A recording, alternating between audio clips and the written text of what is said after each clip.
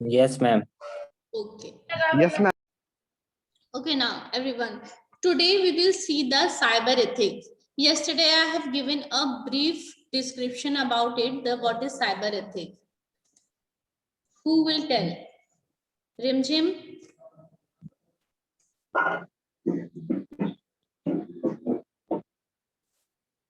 About the cyber ethics. Yesterday we discussed about the cyber ethics. What is cyber ethics? Any idea? Ma'am cyber ethics और rules होते हैं ना ma'am. Okay. Ma'am, Set of cyber rule of ethics is code. a set of moral principles that regulates the user of computer. Ma'am, never try to harm other people by unethically accessing their computer on the internet. Ma'am उनकी मर्जी के बिना हम उनकी privacy को disturb हमें नहीं करना चाहिए, ना ही किसी और के काम में हमें इंटरफेयर करना चाहिए. हाँ ठीक है. देखिए साइबर एथिक्स ये हमारे कुछ रूल एंड रेगुलेशन हो गए.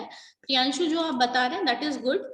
वो हमारे कुछ रूल एंड रेगुलेशन के अंडर आ गए. तो साइबर एथिक्स क्या होते हैं? एक मैनर या बिहेवियर होते हैं कि हमको इंटरनेट को कैसे यूज करना चाहिए, इंटरनेट की जो एक्टिविटी है या इंटरनेट के जो क्राइम्स है उसको कैसे रिड्यूस करना चाहिए, ताकि अगर हम कुछ रूल्स रेगुलेशन फॉलो करेंगे तो हमसे कुछ साइबर क्राइम की जैसी चीजें हमसे नहीं होंगी. ठीक है.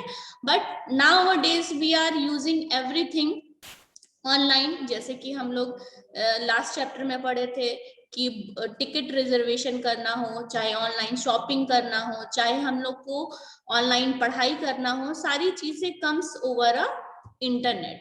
ओके. सारी चीजें हम लोग इंटरनेट के थ्रू हेल्प करते हैं. तो इट मे बी कि कुछ पीपल्स ऐसे होते हैं कि कुछ अननेसेसरी थिंग्स करे या अनवांटेड चीज करे कि जिसके थ्रू एक क्राइम हो. ठीक है. तो ये जो भी हम लोग मैनर्स हैं, बिहेवियर है, जो इंटरनेट के थ्रू जिस रूल एंड रेगुलेशन से हम लोग को इंटरनेट को यूज करना चाहिए, इसी को हम लोग साइबर एथिक्स कह रहे हैं. ठीक है. अब हम लोग देखेंगे कि क्या क्या रूल्स एंड रेगुलेशंस है. First of all moving to that topic we will see कि क्या क्या टर्म्स होते हैं साइबर एथिक्स के. Like suppose first is given cyber world. Cyber world किसको कहते हैं? जो भी हम लोग इंटरनेट पे, ठीक है, इंटरनेट पे हम लोग जो भी चीज यूज कर रहे हैं, चाहे हम लोग पढ़ाई कर रहे हैं, टिकट्स ई बुकिंग कर रहे हैं, ठीक है, चाहे हम लोग ई शॉपिंग कर रहे हैं, तो इंटरनेट पे जो भी हम लोग काम कर रहे हैं, यानी कि इंटरनेट की वर्ल्ड को हम लोग साइबर वर्ल्ड कह रहे हैं. Next is cyber safety. Next is cyber safety. जैसे कि हम लोग ट्रैफिक रूल्स, आप लोग कभी बाहर जाते हैं तो ट्रैफिक रूल्स के कुछ रूल एंड रेगुलेशंस हैं कि किस तरीके से हम लोग को रोड में चलना चाहिए, या कुछ ट्रैफिक्स हैं कि जो ट्रैफिक्स रूल जो वहां पे रहते हैं वो लोग देखते हैं कि पहले अपोजिट के लोग जाएंगे फिर नेक्स्ट लोग जाएंगे. तो एक रूल और रेगुलेशन के थ्रू अगर वहां पे हम लोग वर्क कर रहे हैं तभी हम लोग सेफली जा पा रहे हैं. ओके. तो इसी तरह कंप्यूटर के वर्ल्ड में भी, जैसे कि मान लीजिए अगर हम लोग एक पर्टिकुलर प्लेटफॉर्म में वर्क कर रहे हैं, means number of people's work at a one place, तो हम लोग वहां पे क्या एक रूल और रेगुलेशन बना करके रखेंगे ताकि पीपल्स सेफ रहें. ठीक है. Now next is manner and behaviour to use of internet is called cyber ethics. जिस तरीके से या कुछ रूल्स और रेगुलेशन के हिसाब से जो हम लोग इंटरनेट को यूज करते हैं, इस बिहेवियर को हम लोग साइबर एथिक्स बोलते हैं. Now next is crime activities by electronic devices are called cyber crimes.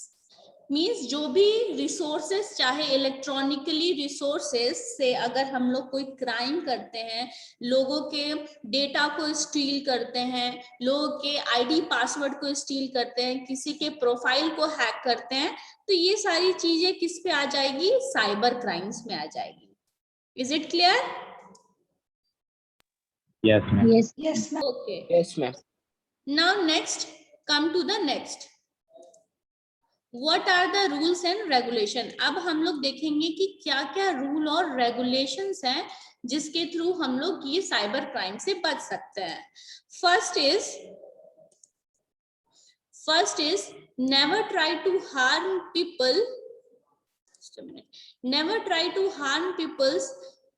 harm other people by unauthentically accessing their computer on the internet। Means कि हम लोग को किसी के भी कंप्यूटर्स को या सिस्टम्स को या फोन को अननेसेसरी कभी भी एक्सेस नहीं करना चाहिए, उनके बिना परमिशन के हम लोग को एक्सेस नहीं करना चाहिए। अगर हम लोग किसी का बुक, आप लोग अगर क्लास में रहते हैं, किसी का बुक चाहिए या पेन चाहिए या कॉपी चाहिए, तो पहले आप उससे परमिशन मांगते हैं कि should I take your copy, should I take your pen, yes और no? Yes, ma'am. Yes, ma'am. Yes, ma'am. While using a internet, और या अगर किसी के आप किसी के कंप्यूटर को एक्सेस कर रहे हैं या किसी के कंप्यूटर पे बैठ रहे हैं, काम कर रहे हैं, तो always you have to be ask for a permission. Okay, हमेशा हमें दूसरों से परमिशन लेनी चाहिए, तभी उसे यूज करनी चाहिए। Second is always give respect to others while communicating. Suppose I am chatting with Anupriya, okay, and she is talking me very nicely, but I am not giving her respect. So ये एक kind of misbehave हो जाएगा मेरा कि मैं, मेरे से अनुप्रिया अच्छे से बात कर रही है, लेकिन मैं उसे अच्छे से chatting, मतलब चाहे either a traditional talk, either a over a internet we are talking. So always give respect others. Third is never try to steal important or confidential information from the other systems. Means कि confidential मतलब कि जो importance papers या important informations होते हैं, ये सारी चीजें हम लोग को दूसरों से कभी भी बिना पूछे उनसे लेना नहीं चाहिए, ठीक है, स्टील नहीं करने चाहिए उनके इंफॉर्मेशंस को। Fourth is do not copy information which is protected by a copyright. Here term is written copyright. What do you mean by this copyright? Full tell. Ma'am किसी और के आइडिया को कॉपी नहीं करना चाहिए। Very good, very good. Copyright means, very good Priyanshu, copyright means कि अगर मान लीजिए मैंने शिवम को एक प्रोजेक्ट दिया, कि मैंने उससे बोला कि शिवम मुझे इंटरनेट के बारे में आप बताइए, जितना भी आप उसके बारे में इंफॉर्मेशन कलेक्ट करना चाहते हैं। ओके, तो शिवम ने बहुत अलग अलग सोर्सेस से इंफॉर्मेशन को कलेक्ट किया, जैसे उसने इंटरनेट से इंफॉर्मेशन कुछ कलेक्ट किया, उसने किसी 12th के बुक से इंटरनेट के बारे में इंफॉर्मेशन कलेक्ट किया, और किसी 8th क्लास के बुक के बारे में इंटरनेट के बारे में इंफॉर्मेशन कलेक्ट किया, और मुझे एट लास्ट शिवम आया मेरे पास और उसने बोला कि मैम ये मैंने खुद से लिखा है, ये मेरा आइडिया है। तो शिवम ने क्या किया कि दूसरे के सोर्स को अपना बताया, ठीक है, उसने ये मिस्टेक किया। और कभी भी हम लोग को दूसरे के जो सोर्स है या इंफॉर्मेशन है, कभी उसको अपना नहीं बताना चाहिए। हमेशा अगर आपको कहीं से भी इंफॉर्मेशन लिखा है आपने, या कहीं से भी एक्सेस किया है information, either from the internet, either from the book, तो आप वहां पे मेंशन करेंगे कि रेफरेंस आपने कहाँ से लिया है। सपोज मैंने लिया www.cbctutorial.com, तो ये मेरा एक वेबसाइट है जहां से मैंने इंटरनेट के बारे में इंफॉर्मेशन लिया। या आप किसी बुक से लिए, 12th क्लास का कोई बुक है, कंप्यूटर बुक, उसके राइटर का नाम आपने लिख दिया। तो आप हमेशा सोर्स लिखेंगे या रेफरेंस लिखेंगे जहां से आपने वो इंफॉर्मेशन को लिया है, कभी भी आप दूसरे के आइडियाज को अपना नहीं बताएंगे। Clear? Okay, come to the next, never spread a wrong information while using a online social media। ऐसे आप लोग देखते हैं कि सोशल मीडिया में बहुत सारे रॉन्ग इंफॉर्मेशन आते हैं, ठीक है, कि इधर व्हाट्सएप हो गया, चाहे फेसबुक हो गया, तो अलग अलग जो इंफॉर्मेशन रियल नहीं है उसको स्प्रेड ना करें, ठीक है। कि अगर मान लीजिए फॉर एग्जांपल, अभी मैंने ही आपको बोल दिया कि अभी क्या पैंडेमिक के लिए लोग वैक्सीन्स लगा रहे हैं, ठीक है, तो आपके पास व्हाट्सएप में मैसेज आया कि ये वैक्सीन यूजफुल नहीं है, या वैक्सीन के बारे में खराब चीजें आपने सुनी, और आप आपको कंफर्म नहीं है कि ये इंफॉर्मेशन सही है या गलत है और आपने ये मैसेज फॉरवर्ड कर दिया, आगे आपने प्रोसीड कर दिया, तो जब तक आप उस इंफॉर्मेशन के बारे में कंफर्म ना हो जाए, जब तक आपको उस इंफॉर्मेशन के बारे में ट्रू ना पता चले, तब तक आप किसी भी इंफॉर्मेशन या फॉल्स इंफॉर्मेशन को आगे फर्दर फॉरवर्ड नहीं करेंगे। Now next is given, never download a pirated software. Pirated software means कि हम लोग को कभी मान लीजिए कि कभी कभी ऐसा होता है कि कुछ आप लोगों ने सॉफ्टवेयर डाउनलोड किया, ठीक है, तो उस सॉफ्टवेयर के साथ साथ कुछ वायरसेस भी आ सकते हैं आपके सिस्टम में, ठीक है। तो ऑलवेज जब भी हम लोग किसी भी सॉफ्टवेयर को या कोई भी इंफॉर्मेशन को, ठीक है, यहाँ पे इंफॉर्मेशन समझिए कि किसी भी इंफॉर्मेशन को अगर हम लोग कॉपी कर रहे हैं तो वो हम लोग उसके सोर्स को भी बताएंगे, एज वेल एज हम लोग ये भी चेक करेंगे कि जो इंफॉर्मेशन हम लोग एक्सेस कर रहे हैं क्या वो इंफॉर्मेशन सही है, इज इट करेक्ट और not. Okay, next is never keep eyes on other system. हम लोग को दूसरे के काम में टांग नहीं लड़ाना चाहिए। सुने ना कहावत, वही वाली बात है कि हम लोग को दूसरे के सिस्टम में क्या वो कर रहे हैं, क्या वो कॉन्फिडेंशियल वर्क कर रहे हैं या कोई भी अपना काम कर रहे हैं, प्राइवेट काम कर रहे हैं, आपको उनपे इंटरफेयर नहीं करना चाहिए। Never interferes on other work, use appropriate language and do not use abbreviation. इसका मतलब कौन मुझे बताएगा?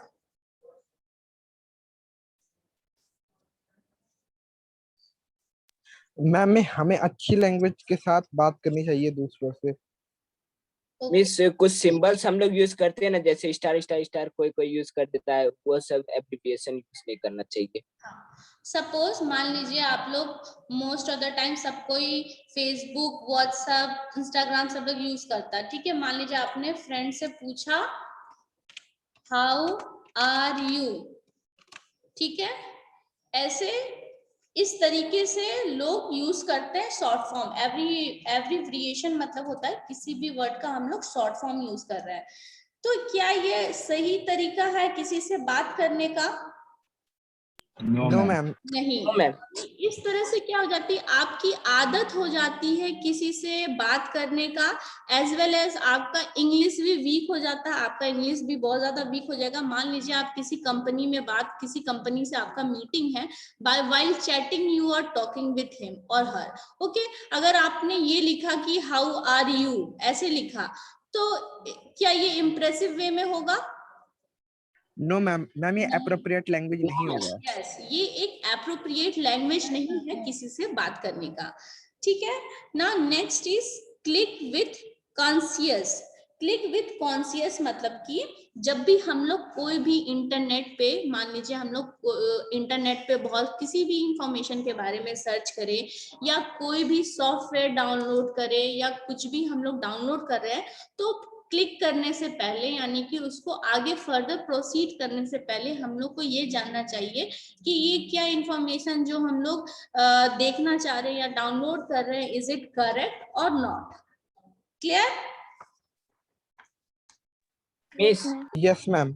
यस मिस नंबर 6 में, नंबर 6 एक बार फिर से बता दीजिए। Never download pirated software. हाँ, never download a pirated software कहने का मतलब है कि मान लीजिए कि दूसरे का जो भी इंफॉर्मेशन है, ये कॉपीराइट की तरह है कि मान लीजिए दूसरे का कोई इंफॉर्मेशन है या दूसरों का कोई भी डिटेल्स है, अगर हम लोग उसको अपना बता रहे हैं या दूसरे के इंफॉर्मेशन को स्टील कर रहे हैं, वीडियो को चाहे बुक्स को चाहे उसके इलीगल तरीके से इसको कॉपीराइट कर रहे हैं, तो ये हम लोग इसको पिरेटेड सॉफ्टवेयर कह रहे हैं।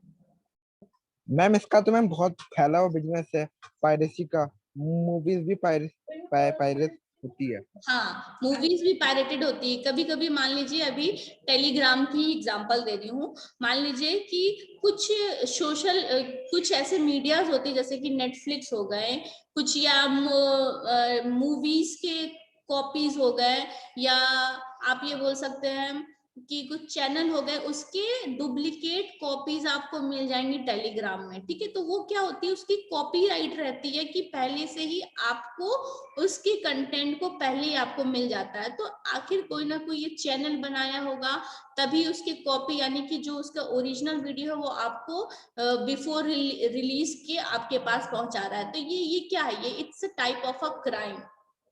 ओके,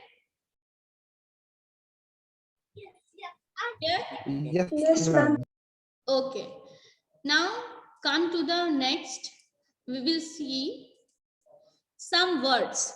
कुछ वर्ड्स हैं जिसके बारे में हम लोग को जानना चाहिए कि कैसे क्राइम्स होते हैं या क्या क्या मेथड होते हैं क्राइम्स के, ठीक है। First point is given fishing. What do you mean by the fishing? वो फिशिंग नहीं, मछली पकड़ने वाला fishing.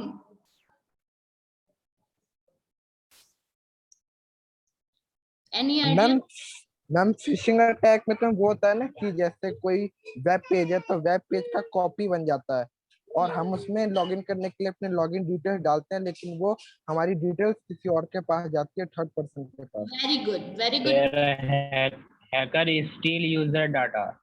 Yes, very good Priyanshu. देखिए फिशिंग क्या होता है, फिशिंग भी वेरी गुड हो, एक तरह का मेथड होता है कि मान लीजिए कि मैंने आपको कोई लिंक भेजा, ठीक है, मैंने आपको लिंक भेजा और आपको बोला कि इसमें रजिस्टर कर दीजिए, ठीक है। स्कूल के नाम से मैंने कोई फेक वेबसाइट बनाई और उसको बोला कि आप अपने डिटेल्स को रजिस्टर कर दीजिए, अपना डिटेल्स सारे इसमें भर दीजिए।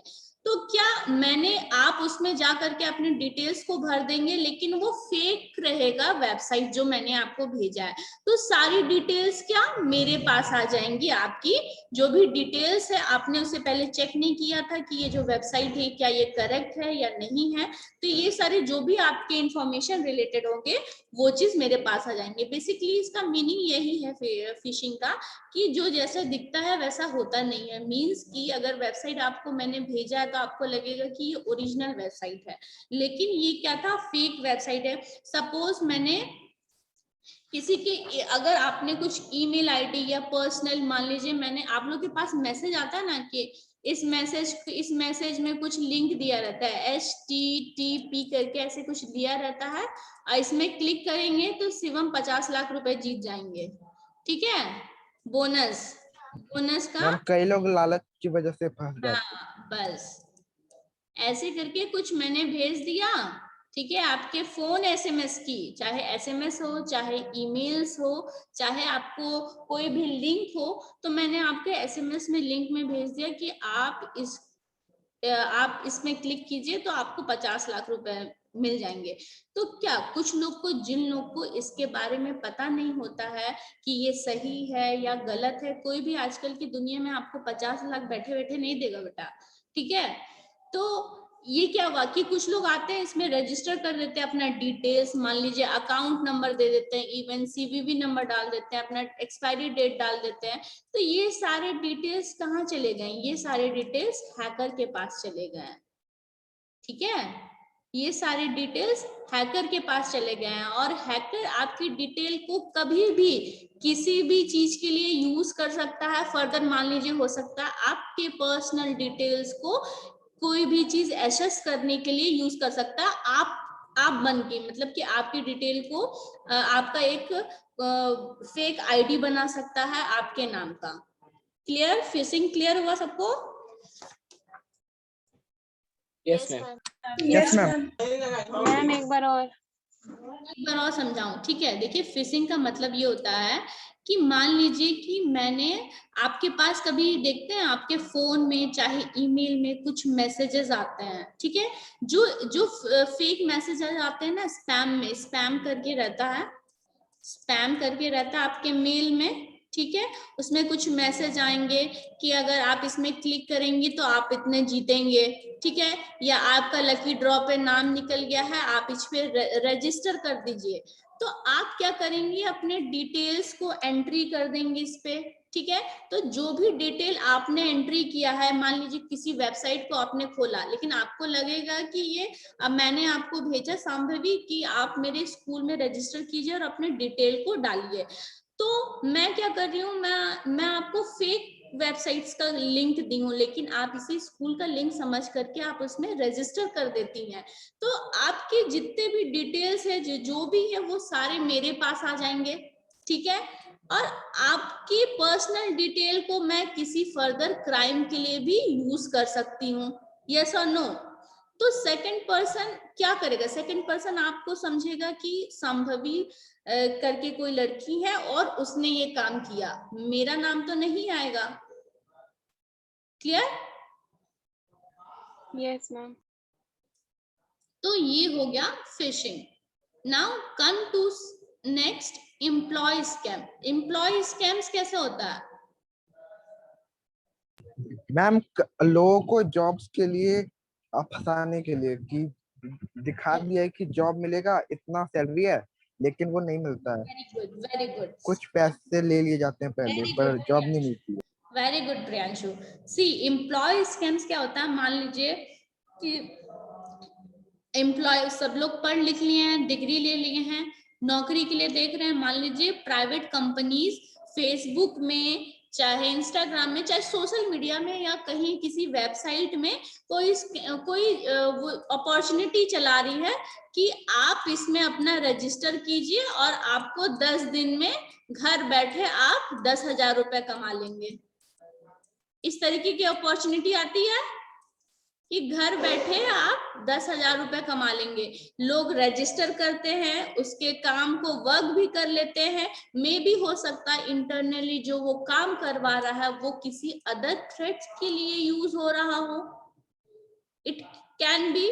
सो वो आपको एज ए लालच दे करके आपको रजिस्टर कर लेंगे, आपसे काम भी कराएंगे और आपको फिर वो रफू चक्कर हो जाएंगे। मींस कि आपको उसके बारे में, उस कंपनी के बारे में फिर आपको कुछ पता भी नहीं चलेगा कि वो फेक कंपनी थी, या उस कंपनी के एम्प्लॉयज कहाँ गए, या वो कंपनी की वेबसाइट्स कहाँ गई।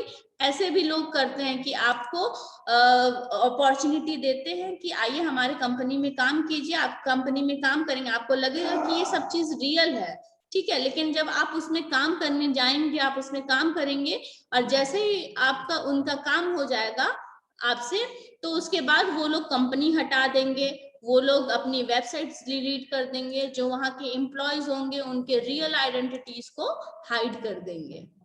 Clear? Ma'am, yes ma'am. Yes ma'am. Yes Shambhavi.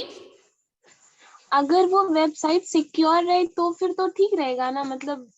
हाँ, अगर देखिए मतलब यही है ना बेटा कि हम लोग को कभी भी, मैंने रूल और रेगुलेशंस क्यों बताए कि जब भी हम लोग कोई भी इंफॉर्मेशन एसेस करते हैं या कोई भी चीज इंटरनेट से एसेस करते हैं, पहले हम लोग खुद सेटिस्फाई हो जाएं कि ये सही है या नहीं। हम लोग को सेल्फ वेरिफिकेशन होना चाहिए कि वेरीफाई करें इज इट करेक्ट और not. Clear? Yes, ma'am. Yes, ma'am. Now next is soldier surfing. ये क्या हो गया सोल्जर सर्फिंग मतलब? मैम शोल्डर सर्फिंग मैम एक मेथड है ना पर्सनल डिटेल्स को ऑब्टेन करने के लिए। यस, ये this is a kind of method कि आपके पर्सनल, मान लीजिए कि आपसे कोई पिन कोड हो गया, ठीक है, आपके एटीएम कार्ड का नंबर हो गया, चाहे पिन कोड हो गया, चाहे पासवर्ड हो गया, तो अगर आप OTP भी तो मैम ना। अगर आप कहीं पे मान लीजिए किसी रॉन्ग वेबसाइट्स में आप एंट्री की हैं, तो वो क्या कर लेगा, आपके पिन कोड को जस्ट अ मिनट, आपके पिन कोड को हो सकता है और पासवर्ड्स को हैक कर ले, ठीक है। मान लीजिए आप अपने डिटेल्स डालें, ठीक है, और आपके कुछ पासवर्ड्स होंगे, तो वो क्या करेगा, आपके पासवर्ड्स को या आपके डिटेल्स को वो हैक कर लेगा और फर्दर वो यूज कर सकता है। ये एक तरीके का मेथड हो गया है, ठीक है। मैम इसमें तो मैम ये भी होता है ना कि जैसे कि हम ट्रेन में या बस में ट्रेवल कर रहे हैं, तो आसपास जो लोग हैं, हम अपने फोन में कुछ कर रहे हैं, तो वो लोग हमारे फोन में वो आंखें डाल रहे हैं। जैसे कि आपने अभी वो कहते हैं एथिक्स में बताया था रूल्स में कि हमें दूसरों के फोन में नहीं देखना चाहिए लैपटॉप। हाँ, ये ऐसी भी चीजें हो सकती हैं, या ऐसे भी लोग होते हैं कि आपको फोन कॉल करके आपसे पूछे कि सर आपका कुछ एटीएम खराब हो गया, कुछ एक्सपायर होने वाला है, सर आप मुझे आपके फोन में कुछ डिटेल्स आएंगे, उस डिटेल को मुझे बताइए। ठीक है, लोग ऐसे भी क्राइम करते हैं कि आपसे डिटेल्स लेंगे आपके फोन का, चाहे आपके अकाउंट नंबर का, तो वहां से क्या करेंगे, आपके जितने भी इंफॉर्मेशन है बैठे बैठे, जिन लोग को इसके बारे में नहीं पता होगा वो लोग सारे डिटेल्स दे देंगे, और जो हैकर होंगे वो आपके अकाउंट से सारे पैसे को निकाल लेंगे। Clear? Now come to next, cyber theft. Cyber theft क्या होता है? मैम इसमें भी अकाउंट की डिटेल्स ही ली जाती है ना? No, anything else? Ma'am financial और पर्सनल इंफॉर्मेशन हमारे कंप्यूटर से, सिस्टम से। हाँ, ये हो सकता है। मान लीजिए साइबर थ्रेफ्ट कहने का मतलब है कि मुझे मान लीजिए VLC का डाउनलोड करना, मुझे VLC डाउनलोड करना, VLC का सॉफ्टवेयर डाउनलोड करना है मेरे को। ठीक है, मान लीजिए मैंने सर्च किया VLC, तो नंबर ऑफ लिस्ट खुल जाएंगे VLC के, अलग अलग वेबसाइट्स खुल जाएंगे, अलग अलग वेब पेजेस खुल जाएंगे कि आप इस विजिट यहाँ पे जाकर के फ्री डाउनलोड कर सकते हैं, यहाँ पे फ्री डाउनलोड कर सकते हैं, यहाँ पे फ्री डाउनलोड कर सकते हैं, मतलब मल्टीपल ऑफ चॉइसेस आपके सामने खुल जाएंगे।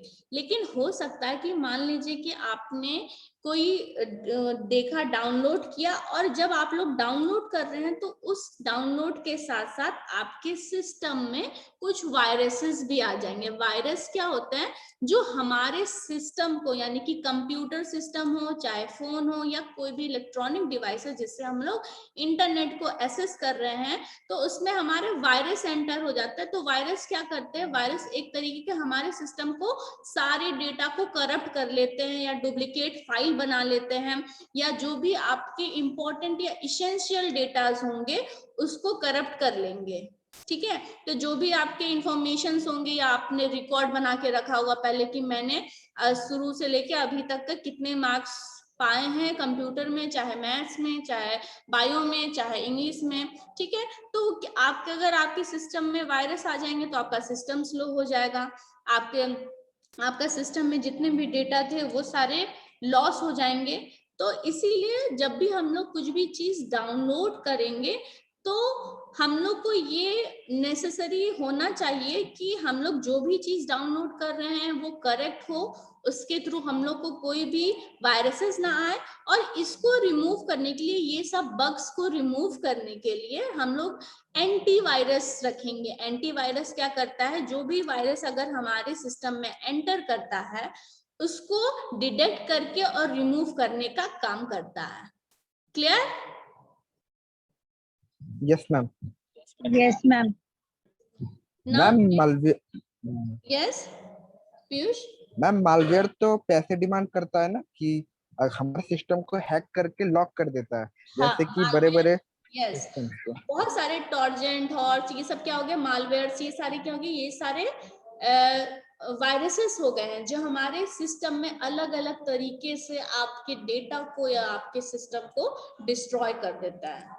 ठीक है, next is identity theft. Identity theft का मतलब क्या है?